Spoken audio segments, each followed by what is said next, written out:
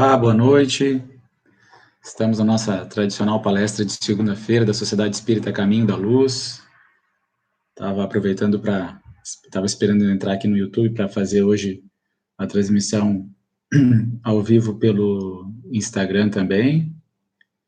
E espero que todos estejam bem, para a gente poder meditar um pouquinho dentro desses livros que nosso querido Chico Xavier nos deixou, especialmente hoje falaremos de Paulo Estevão, de 2000 anos, e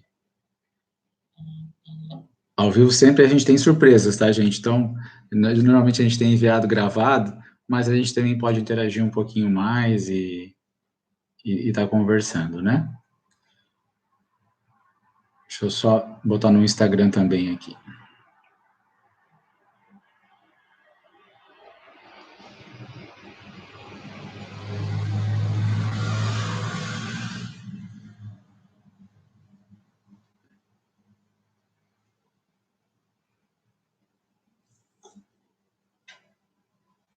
Pronto.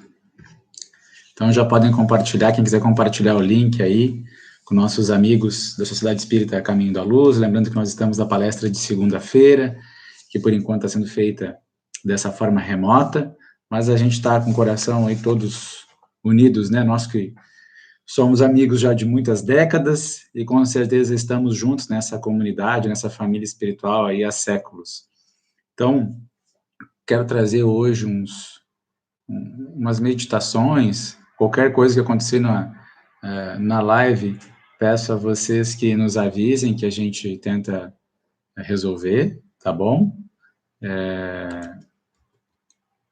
Com relação ao tema da noite, então a gente estava comentando sobre Paulo Estevão há 2000 anos, teve algumas pesquisas que a gente tem feito nas obras de Chico Xavier, uma delas impressiona quase todos que leem essa passagem. Se trata, após a erupção do Vesúvio, que está narrada lá no livro Há 2000 anos, e que os personagens principais ali acabam partindo ao plano espiritual, nós temos, Emmanuel vai narrar uma visita do próprio Cristo num desses cenários.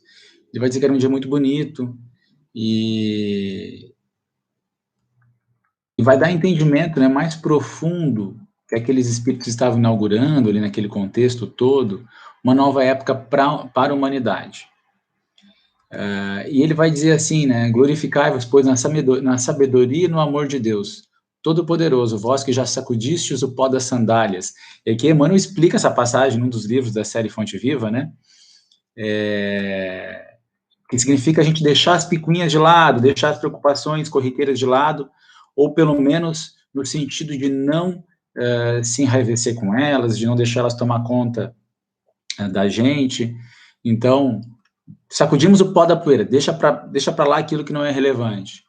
Nos sacrifícios purificadores da terra, uma paz soberana vos aguarda, para sempre no reino dilatado e sem fim, prometido pelas divinas aleluias da boa nova, porque não alimentastes outra aspiração no mundo, senão a de procurar o reino de Deus e de sua justiça. Então, isso marca muito a todos nós, né, que a gente tem buscado, de alguma maneira, seguir a Jesus. Evidente que somos pessoas muito comuns ainda, do ponto de vista da entrega de coração, né, gente, aos propósitos que a gente abraçou na doutrina espírita, mas a gente tem um profundo amor por esse espírito que dedicou muito dos seus potenciais para estar conosco pessoalmente. E ele vai fazer o convite a esses espíritos que estavam naquele momento lá, após a erupção do Vesúvio, lá pelo ano 70, mais ou menos, depois de Cristo, falando de uma forma que a gente chama de escatológica, né? Entre a manjedoura e o Calvário, tracei para as minhas ovelhas o eterno e luminoso caminho. O Evangelho floresce agora como a seara imortal e inesgotável das bênçãos divinas. Não descansemos, contudo, meus amados, porque o tempo virá na terra em que todas as suas lições hão de ser espezinhadas e esquecidas, depois de longa era de sacrifícios para consolidar-se nas almas. Olha que bonito isso. O evangelho vai se consolidar nas almas. A doutrina da redenção será chamada a esclarecer o governo transitório dos povos, mas o orgulho, a ambição, o despotismo e a crueldade hão de reviver os abusos nefandos de sua liberdade. Então, ele vai falar de todo o período histórico, né, que vai envolver o seio das igrejas diversas que habitaram a Terra, na qual nós participávamos em vidas passadas, o problema que isso vai gerar no Evangelho, soterrando o Evangelho, mas fala também que seres de luz viriam para ajudar, trazendo verdades divinas, né, para fazer isso ascender, né. Das esferas de luz dominam todos os círculos das atividades terrestres, então a gente pode conseguir, a gente está seguro. Caminharei com meus rebeldes tutelados, como outrora entre os corações impiedosos e empedernidos de Israel, que escolhi um dia para mensageiro das verdades divinas entre as tribos desgarradas, quando a sua vida vai semear o bem na terra, renunciar. Ele falava ali para espíritos como Simeão, para espíritos como Lívia. Então, essa mensagem de Jesus vale a pena a gente ir lá procurar no Há 2000 anos e dar uma conferida, gente. Mas no final ele vai convidar assim, ó, trabalhemos com amor na oficina dos séculos por vindouros, reorganizaremos com todos os elementos destruídos, examinaremos detidamente todas as ruínas, buscando material passível de novo aproveitamento. E aqui estamos nós. Nós somos espíritos que caíram em muitos séculos sucessivos. E temos uma oportunidade maravilhosa com internet, né, com melhores condições de vida, né, gente? Condições de se proteger e de ver essa situação toda acontecendo. Olha como a gente tem condição de se proteger. Antigamente a gente vivia ao léu, não tinha nenhum conhecimento científico para nos protegermos, né? E ele vai dizer o seguinte, que quando as instituições terrestres reajustarem a sua vida na fraternidade e no bem, na paz e na justiça, depois da seleção natural dos espíritos dentro das convulsões renovadoras da vida planetária, organizaremos para o mundo um novo ciclo evolutivo, consolidando com as divinas verdades do Consolador os progressos definitivos do homem espiritual. A voz do Mestre parecia encher os âmbitos do próprio infinito, como se ele lançasse, qual baliza divina do seu amor, no ilimitado do espaço e do tempo, no seio radioso da eternidade. E aqui a gente já fica pensando, será que a gente não passou essa fase, gente? Porque isso aqui foi no ano 70, né? E talvez nós tivéssemos que passar por algumas crises convulsivas dentro do nosso orbe. Nosso querido Chico Xavier, lá no programa Pinga Fogo, em 71, falou que se nós não entrássemos numa guerra de destruições de grandes proporções, né, nós teríamos, durante 50 anos, que acabou em 2019, por isso que ele falou da conquista da Lua até 50 anos depois, então 2019, lá 20 de julho de 2019, fez 50 anos o homem foi à Lua, a gente acabou entendendo que talvez agora o que esteja acontecendo é um prêmio, é um reajuste, é só como se nós estivéssemos nesse cavalo do tempo, né, puxando as rédeas para a gente se conter, se frear um pouco, controlar a impaciência, analisar o que é essencial nas nossas vidas. Que convite. Agora, nós temos um compromisso de espraiar a boa nova. Como trabalhadores da última hora, nós temos esse compromisso. E por isso que quando eu estava lá recebendo os alimentos, e a gente quer agradecer a tantas pessoas que doaram os alimentos, de todas as formas, gente, teve pães maravilhosos, arroz, feijão, massa, enfim, tantas coisas que foram doadas. Nós vamos mudar o dia da arrecadação, vou combinar com o Laércio e postar no Instagram, nas redes sociais do Caminho da Luz. Possivelmente será na sexta-feira, mas eu confirmo nas nossas redes sociais. Então, essas doações, quando eu entregava, eu falava assim, ó, Jesus te abençoe, porque Jesus não fala que tudo que derdes em meu nome, sempre lembro isso. Dar uma garrafa de água para alguém que está no deserto não resolve a sede dele, de forma definitiva. Por algumas horas ele vai ter uma sobrevida. Agora, quando você dá um mapa aí, às vezes, só o mapa resolve. Ele vai chegar no oásis mais perto, vai chegar na cidade mais perto e vai poder resolver o problema da sua sede de forma definitiva. Jesus é o mapa. E é um mapa maravilhoso, gente. É um mapa alegre, é um mapa descontraído, é um mapa que tem alegria em fazer o bem, porque está vivenciando um caminho que é o fluxo natural da nossa existência. Nós estaremos obedecendo a esse fluxo natural. E a gente pensa assim, eu tenho que abandonar tudo e virar santo do dia para a noite.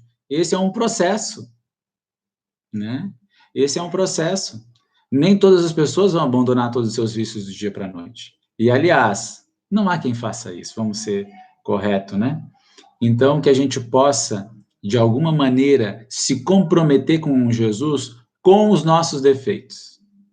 Quando Emmanuel, lá vestido na vida de Públio Lentulus, vai procurar Jesus para que ele curasse a sua filha, o que Jesus fala para ele, por que tu não veio na luz clara do dia, para dar testemunho de minuto glorioso? Ou seja, Jesus nos convida a procurá-lo da forma como nós somos, em todas as horas e nas principais horas, como a gente diria, né, no horário nobre das nossas vidas, com os recursos que dispomos, com a energia que dispomos, com o amor que nós dispomos.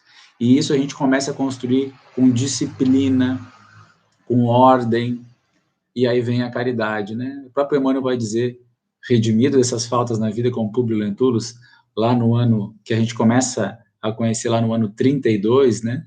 Ele que era um jovem de 31 anos quando conheceu Jesus, e pôde ter uma dimensão um pouco mais acertada das experiências que ele estava envolvido nos séculos futuros, que a gente não precise passar pelo que ele passou, que a gente possa aproveitar agora de uma maneira mais completa.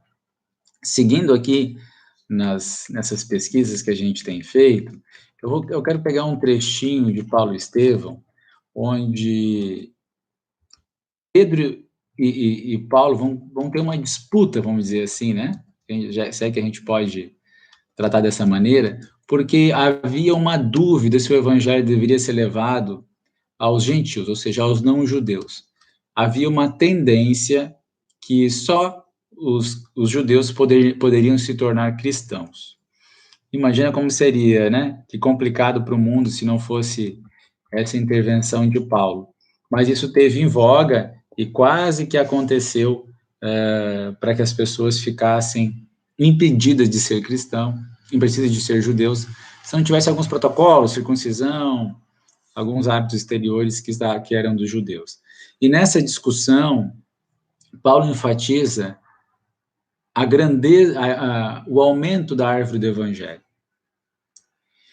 E aqui fica o nosso convite para que a gente possa levar a reencarnação, que quando a gente estuda, né, que a primeira revelação foi a lei através de Moisés, a segunda foi o amor através de Jesus, e a terceira é a verdade.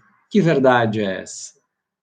Talvez um conjunto de algumas 4, 5 aspectos básicos do Espiritismo, né?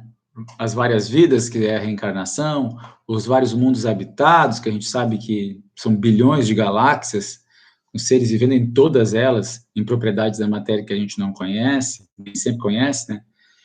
Então, e tantas formas que a gente pode entender essa lei da providência, lei de causa e efeito, e tantas outras. Tomara que a gente possa compreender melhor isso no futuro, mas eu considero que a reencarnação é aquela que pode quebrar com a maioria dos estados de ansiedade que nós estamos vivendo. Porque a reencarnação, ela dá causa justa e fim proveitoso. Clichê, né? Mas é uma frase muito boa. Causa justa e fim proveitoso para os nossos sofrimentos, para as nossas dificuldades, para nossas deficiências. Imagina uma pessoa que nasceu com uma deficiência, nasceu sem um braço, uma vida só. Como ela equaciona isso?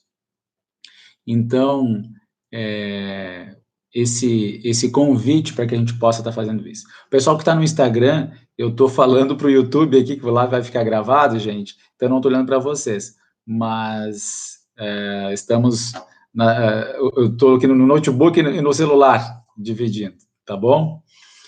Então, é o nosso convite para a gente poder levar a reencarnação. E aí nós vamos ver amigos evangélicos que acreditam em reencarnação, católicos que acreditam em reencarnação, porque isso faz diferença.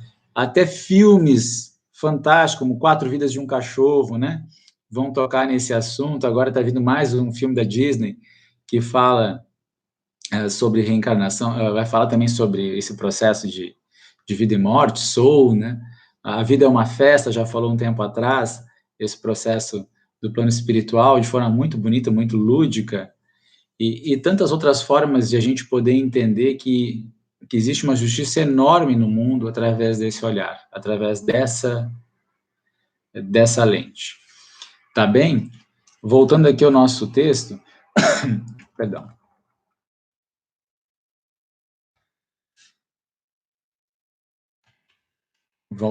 Nós estamos aqui com aberto no computador. Estou passando para baixo aqui. Então, a gente está vinculado, né, sempre a problemas que a gente tem que superar, a digerir, a trabalhar de uma forma mais amena. E essa disputa entre Paulo e Tiago é muito interessante, porque Tiago queria manter o cristianismo apenas entre os judeus. Ele que era um grande espírito, mas estava vinculado àquele momento, achando que isso era o melhor caminho. E nós vamos ter a figura de Pedro intermediando isso. Uma frase que Jesus fala para Paulo de Tarso: não recalcitres mais contra o amor do meu jugo. Palavras difíceis, né? Mas não vacila mais com o amor que eu te proponho. Então, que a gente possa parar de vacilar para o amor do Cristo, se render a Ele, se render de todas as formas, para a gente poder ter uma nova dimensão do que está dentro de nós, né? E entre tantas frases que Jesus deixa nesses dois livros, e que nos marcam profundamente, é aquela que Pedro, olha que interessante, essa disputa está acontecendo lá dentro da Casa do Caminho, que é a primeira unidade cristã, né, lá em Jerusalém, e olha o que Jesus fala para Pedro, porque Pedro percebeu que a Igreja do Caminho estava degringolando, né? A Igreja do Caminho, ela não tinha mais a fraternidade, o amor, o farisaísmo havia adentrado na Casa do Caminho. E Paulo estava estabelecido naquele momento lá na igreja de Antioquia. Então, ele vai visitar Pedro para uma espécie de concílio, onde eles vão organizar ali toda uma reunião para decidir o que eles fariam com os gentios. Porque Jesus disse para eles que os discípulos viriam do Oriente, do Ocidente, né? Então eles já tinham uma dimensão que era para pregar para todos. Mas isso era muito difícil ainda. Eles achavam que a pessoa teria que se converter às práticas judaicas para depois aceitar o Cristo. E aí eles vão ver o próprio Tito, que era um romano, defendendo, né, falando do evangelho. Isso vai marcar muito eles, mas tem algo que me marcou muito, porque eu vou pegar a expressão exata aqui.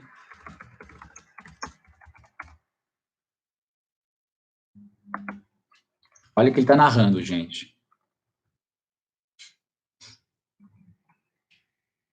Ele está contando para Paulo, tá? O filho de Zebedeu, que é Pedro, né, fixou no convertido de Damasco, que é Paulo, os olhos muito lúcidos, ao passo que Simão respondia serenamente.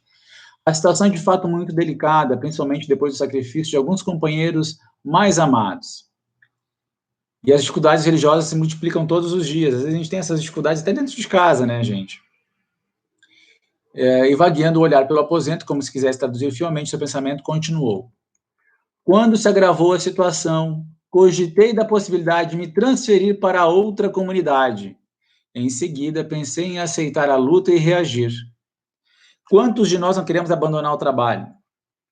Quantos de nós, gente, que não está tão bom, né, como a gente gostaria, o trabalho espírita, o centro espírita, ou é o grupo aquele que tem os amigos, o grupo da família, enfim.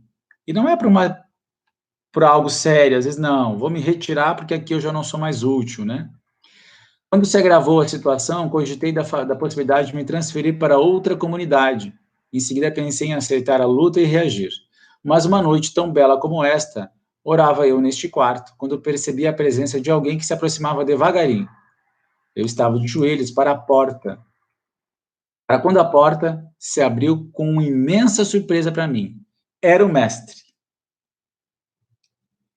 Seu rosto era o mesmo dos formosos dias de Tiberíades. Fitou-me grave, terno e falou. Palavras de Jesus, gente. Pedro, atende aos filhos do Calvário antes de pensar nos teus caprichos. Vou repetir. Pedro, atende aos filhos do Calvário antes de pensar nos teus caprichos. Olha que isso serve para nós, gente, ou não?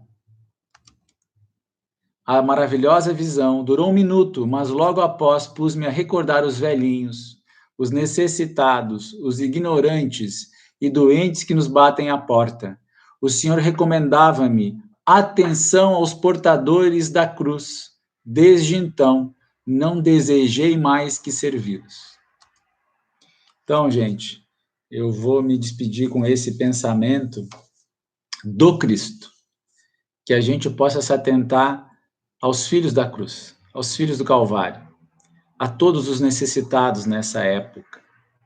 Que a gente não perca o minuto glorioso que nós estamos tendo nesse momento, para espalhar o Evangelho de Jesus compreendido com a fé raciocinada da doutrina espírita.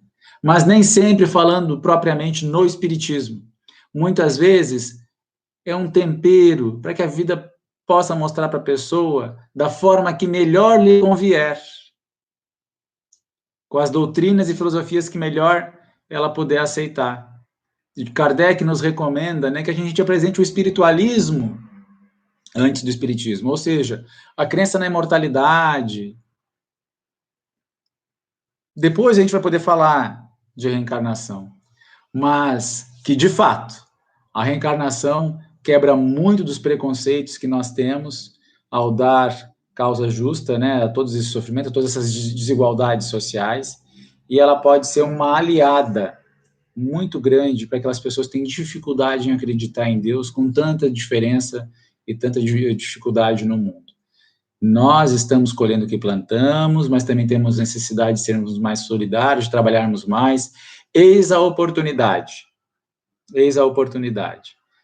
E eu vou lembrar todos os trabalhadores da casa. Não adianta alimentar o corpo, é preciso nutrir a alma. Temos que dar em nome de Jesus, para que ele possa ser o mapa da salvação na vida de cada pessoa. Que ele nos abençoe. Uma boa noite.